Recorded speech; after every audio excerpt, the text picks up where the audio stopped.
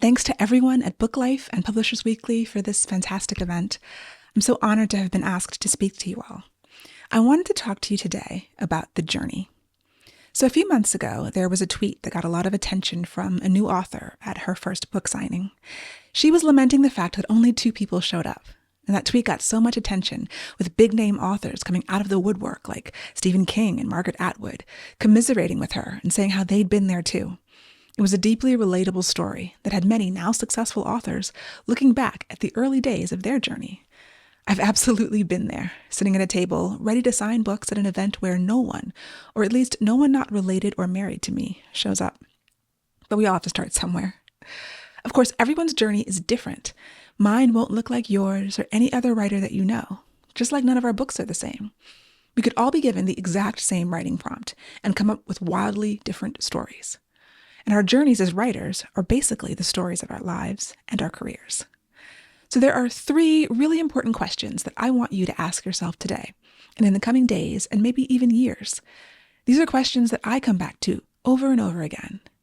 And the first one is, why did you start writing in the first place? I think it's one of the most important questions that a writer can ask themselves for a number of reasons, because your why determines your path. It's a touchstone that you can come back to whenever you need it. Now, my official bio says that I've been writing since I could hold a pen, which is essentially true.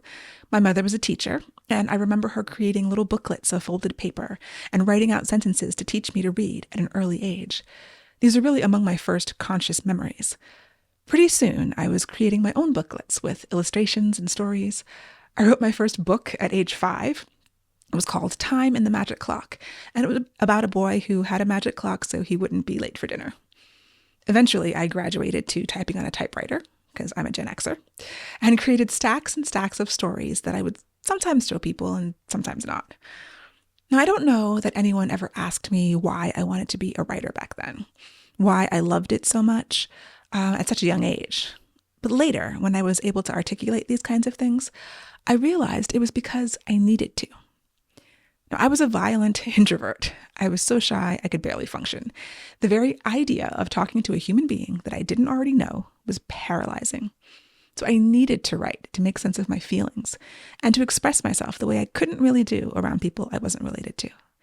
This became a vital part of me being able to move through the world and to learn ever so slowly to come out of my shell. Fast forward to adulthood, I'm a newlywed, moving with my new husband to a new state where I had no family, no friends, and I'd been working from home exclusively because I had just gone full-time in my own business as a website developer the year before. So this was a big transition. And I remember completing the paperwork to change my name and to get a new social security card and a new passport, and just feeling really lost. I mean, I loved being married. I love my husband. And this was not even the first time I moved to a new state, not really knowing anyone. So I wasn't adventure averse at this point in my life, but I just felt like I lost myself. So one day we went to a local art house movie theater. For those of you in Norfolk, Virginia, it was the Narrow. I saw a flyer on the wall, and I think it was one of those ones where you have to rip a strip off the bottom. And possibly for the first time in my life, I ripped off that strip and I called the phone number.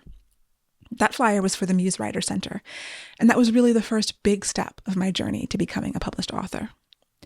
So when I ask, why did you start writing in the first place? It's not just to send you down memory lane.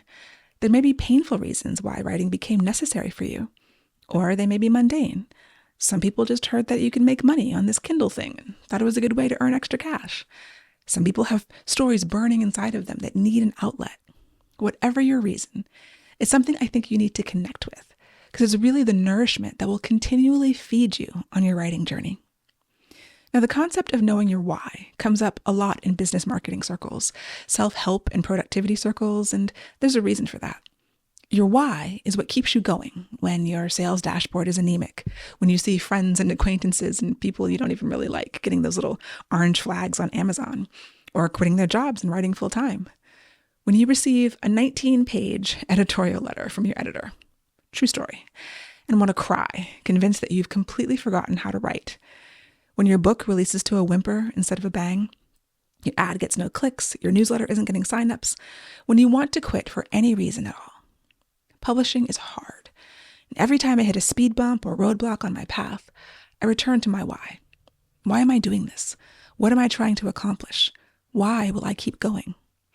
Now, the same is actually true when you're writing your novels. So I'm currently creating a course on world building, and that means going through my process of writing and evaluating all the steps that I go through. One of the key things that I do at the start of every new project is to create a vision statement for that novel. Why I want to write it in the first place. What's the spark, the inspiration that had me saying, hey, I think this should be a book? A vision statement for a novel helps when I hit the murky middle of the manuscript and I'm convinced that this book isn't working, that I'm going to have to tear it all apart, that I'll miss my pre-order date, I won't make my edit deadline, and I'll disappoint all my readers. The vision statement, the why, helps pull me back from the edge and reminds me why I'm doing this in the first place. Why this book, this story, these characters? And then I can get back to writing. So if your why is the key to the author journey, what is your destination? That is the point of the second big question I want you to ask yourself. What does success look like to me? Now, we can't all be New York Times bestsellers, at least not until Colleen Hoover retires, and we can't all be in the top 100. Every writer can't make 6 or 7 figures, and that's okay, because not every writer needs to do any of those things to feel successful. Success is deeply personal. It connects us with our whys. And success is more than just reaching arbitrary goals. It's really about what you want your life to look like and how you want to feel. So most of the things that humans do are because of emotions. It's why we read in the first place, both fiction and nonfiction, to feel emotions like success or joy, love, pain, fear. This is something that best-selling authors understand and work to their advantage. It's also why we watch sports, rack up credit card debt, sign up for dating sites. We're searching for feelings, often good, sometimes bad, and they're what motivate us. So it's fine to have specific monetary goals or sales targets, or to want to see your book made into a Netflix movie. But dig a little deeper. Ask yourself, how will you feel when you achieve these things? And are these accomplishments going to be enough to allow you to weather the storms that this industry will send your way? Algorithm changes, company mergers and buyouts, royalty rate changes, return policies, AI. Your notions of success will help you answer questions like, should I be wide or in KU? Should I start a TikTok account or get a Facebook group? Should I spend money on this course or that conference? Should I publish this book indie or pursue a traditional contract? So in my life, this became really important. I spent a few years at the Muse taking writing classes, everything from poetry to flash fiction to songwriting. And I traveled to week-long writing workshops around the country. And eventually I came to the conclusion that I could actually write a book that others would want to read. By this time, my husband and I moved again, so I lost my in-person writing community. But that next year, after coming back from one of those week-long writing workshops, I was struck with inspiration and began furiously writing the manuscript that became my first novel, Song of Blood and Stone. I also spent the year and a half it took to write that book researching every aspect of self-publishing, knowing from the outset that was the route I wanted to take. I had no interest in submitting to agents or being traditionally published. I had friends who were independent musicians, and I'd produced a documentary film independently, so I didn't see why I shouldn't release my book indie as well. And in January of 2015, that's what I did. I'd heard that the average self-pub book sells less than 200 copies, so that was my goal, to sell 200 copies that first year. I wasn't entirely sure how I was going to do that, but it felt possible. Fortunately, I sold the first 200 copies that first month, and while that book didn't become a bestseller, I was thrilled with the number of people who were finding it and reading it and liking it. I felt like a success, even with what some may consider a tiny amount of sales. What I didn't realize was that one of the people who had found and read and liked my novel was an editor from St. Martin's Press, which is an imprint of Macmillan. By that time, I had the second novel in the series out, Whispers of Shadow and Flame, and I was sending the third manuscript to my copy editor shortly. That's when I got an email out of the blue via the contact form on my website. Have a website, y'all. Keep it updated. It's important. And we set up a call. At that point, success for me had never included a traditional deal. The unexpected opportunity had the potential to expand my audience. And around then, I realized that what I really wanted to do was to have an impact with my writing. Now, this doesn't necessarily mean winning awards or getting accolades, though those things are nice. But I wanted to become someone's favorite author. I think about my favorite authors and the books that I read again and again, the ones that bring me joy, make me think, make me cry and laugh. And I wanted to contribute something in the world in the same way that my favorite authors did for me. So that became my answer to question number 2. So initially I pitched that New York editor with a new book series idea, but she came back and said she really wanted to republish the books that she had read, which were the first 2 books in the Earthsinger Chronicles series. And I told her, well, it's going to be a 4-book series. She said, great. It was all very surreal and very opposite to everything I knew about how publishing worked, because my journey is different than anyone else's. I did that deal without an agent, and I made sure that the literary attorney I was working with made it so that I could still self-publish in that series. So in addition to the 4 traditionally published books, there are 3 self-published novellas that are part of the same series. And I was officially a hybrid author. I felt like I was moving closer to the reality of having my work available in a wide variety of places. So it had the opportunity to create the impact I wanted. And that felt really good to me. And though traditional publishing has just as many ups and downs as indie, and they both have their pros and cons, I really enjoy both paths. And I plan to continue doing both as long as I can. So now I have a final question to ask you. What are you doing to get closer to where you want to be?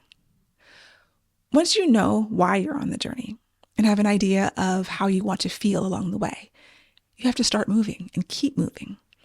Being here attending this conference is a huge step. Focusing on your craft, taking classes and workshops, reading books, learning about self-publishing, forming writing groups, getting critique partners, and of course, writing. Write as often as possible, as consistently as possible. These are your steps, and everyone here is on their way. And I encourage you to ask yourself every day what you're doing that day to take another step forward.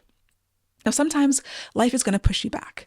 Your job, an illness, your family, your mental health. These are all detours that might take you further away from where you're headed. Bad advice can also be a detour, and any advice can be bad advice. Good advice that doesn't work for you is bad advice. So when people say things like write every day or never use adverbs and other dubious statements, they really need to be taken with a grain of salt. And if you're anything like me, you love hearing about different writers' processes. Are they a plotter or a pantser? What plotting system do they use? How long does it take them to write a book? How do they come up with their character names or world-building details? It's all fascinating stuff. I talk about it every week on my podcast. But trying to fit yourself into their molds can take you wildly off your path. Well-intentioned people will tell you about what works for them, and it's up to you to decide whether that will work for you. Sometimes it means you have to try it out, but don't be afraid to discard it if it doesn't, in fact, feel right for you. Now, there are plenty of other obstacles, non-supportive spouses and family members, financial difficulties, writer's block, but each day dawns new. And so keep asking yourself, how can I take one more step today? So that's the journey. Your why is your motivation. It's the engine that keeps you going. What success means to you is your destination, which you're totally allowed to change whenever you want. And every day you can move forward and keep moving forward, because as long as you're here, the journey doesn't actually end. The road isn't linear. Yours won't look like anyone else's. But if you take the time to answer these 3 questions, consider them carefully, you'll have your map. So write them down, look at the answers often, edit them, change them if necessary. My journey has taught me that what I really need to know, beyond craft and marketing and time management, is myself. As writers, we're mining ourselves constantly. We're digging through our imaginations, our histories, our experiences, our emotions. We do the self-work necessary to bring a wide range of fictional characters to life and tell their stories. So we might as well do it for the story of our careers. Now, I've ended up in a place I never expected, and I'm excited about the way forward for all of us. So best of luck on your journey. Bon voyage. Pack your towel. And I hope that you have a fantastic conference. Thank you so much.